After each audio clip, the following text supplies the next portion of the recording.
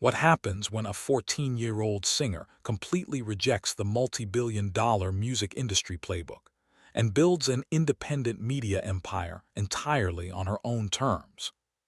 While traditional Hollywood record labels spend tens of millions of dollars trying to artificially manufacture the next global pop icon, one independent vocalist from Lancashire managed to quietly accumulate over 400 million streams, launch an international brand, and spark genuine panic across executive boardrooms.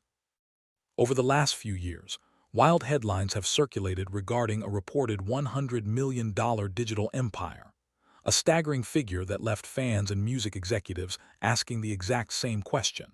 How did a teenager with zero corporate backing achieve what major studios spend decades trying to accomplish?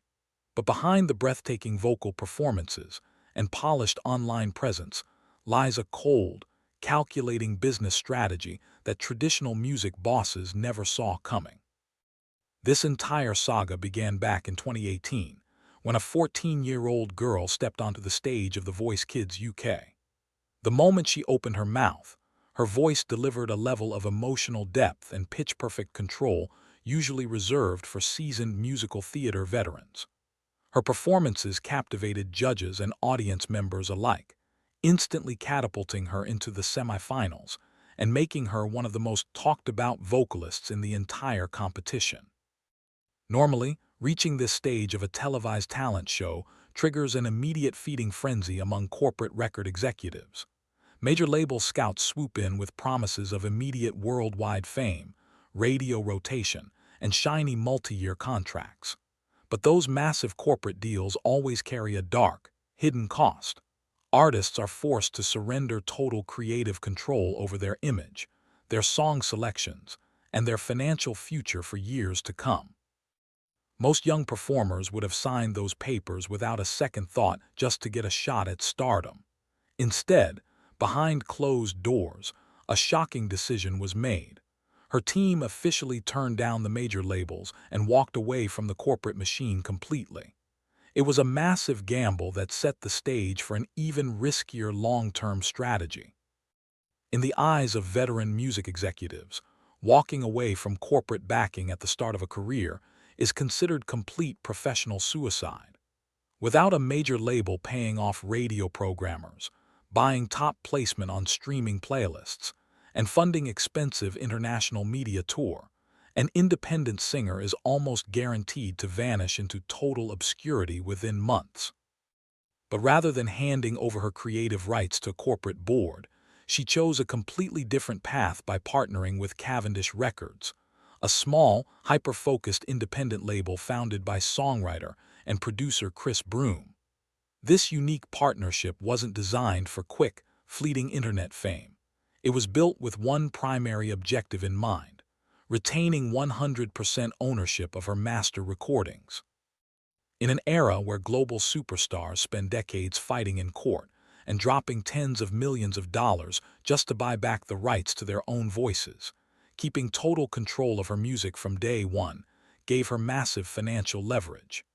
It was an ambitious blueprint built for long-term power rather than instant, temporary hype.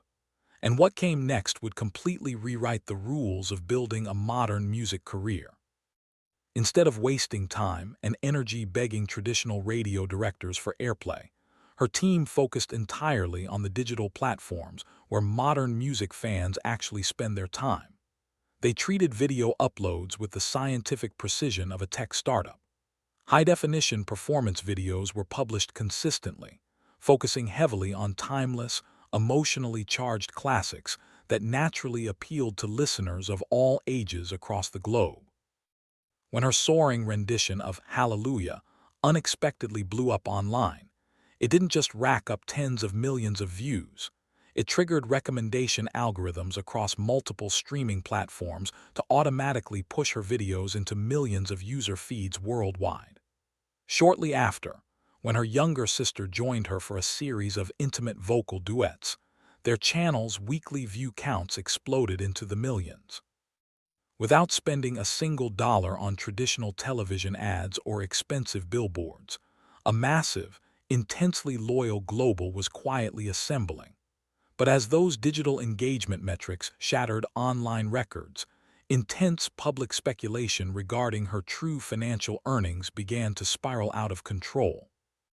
As her subscriber count surpassed the 1 million mark, online financial forums and media blogs began publishing eye-popping articles claiming her digital enterprise was worth an astounding $100 million. Critics and business analysts quickly jumped into the debate, pointing out that raw ad revenue and streaming payouts alone couldn't possibly generate that amount of liquid cash up front, estimating her personal net worth to be closer to several $100,000. However, seasoned entertainment analysts pointed out a much deeper financial reality: the long-term enterprise valuation of a fully owned, highly active music catalog. Because her team owns perpetual digital rights, physical merchandise production, direct-to-consumer album sales, and sync licensing for film and television, her operation retains profit margins that signed pop stars can only dream of. Instead of giving away 80% of her royalty earnings to a parent record label, her independent operation captures almost every single dollar generated by her brand. The financial engine backing her music was very real, and that unyielding independence was about to create serious friction with the old guard of the music business. When an independent artist begins generating streaming numbers that rival or beat manufactured pop stars, legacy record labels don't just notice, they get deeply uncomfortable. Rumors began quietly circulating through executive channels, with subtle accusations suggesting her massive online view counts were the result of paid traffic or algorithmic manipulation. Mainstream radio networks continued to give her releases the silent treatment, refusing to give airtime to a singer who hadn't paid her dues through the traditional corporate ladder. Yet, despite being effectively blacklisted by legacy broadcast networks, her online continued to expand at an unprecedented rate.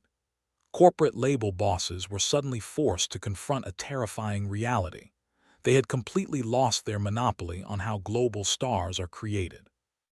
And right when traditional executives tried to figure out how to counter her momentum, her independent team launched an even aggressive expansion plan. Rather than relying exclusively on cover songs, her team strategically expanded into original music and full-scale theatrical concepts, including projects like the musical. Bringing her sister into regular duet performances established a unique family brand identity that set her apart from typical solo artists online. Every new studio album release was backed by direct vinyl manufacturing, physical CD distribution, and international digital licensing deals. By branching out beyond basic video streaming, she transformed a simple performance channel into a full-fledged, multi-tiered media company with global reach. But operating a high-volume independent entertainment enterprise without the safety net of a major label comes with a heavy emotional burden that viewers rarely see on camera. Running a global music operation without corporate backing means every single decision, financial risk, and administrative headache falls directly on a small, core team. Juggling teenage years alongside demanding studio schedules, relentless video production, and constant public scrutiny creates immense pressure. Creators who rise to fame on digital platforms face relentless public commentary, ranging from constant speculation about their personal lives to unsolicited critiques of their business decisions. Furthermore, her team constantly had to navigate strict legal hurdles, international licensing compliance, and the perpetual threat of digital copyright claims that can instantly freeze a creator's revenue stream without warning. Yet, through every technical obstacle and industry challenge, her operation has continued to execute with surgical precision. And all of this leads to a massive question about where the entire entertainment industry is heading next. The fascinating story behind this rumored digital empire isn't just about massive view counts or wild financial estimates. It represents a massive cultural shift in how power, creative freedom, and money are distributed in the modern media landscape. by proving that an independent vocalist can cultivate a dedicated worldwide audience without selling her soul to legacy music bosses. This journey leaves us with one provocative question. Have traditional record labels officially become obsolete?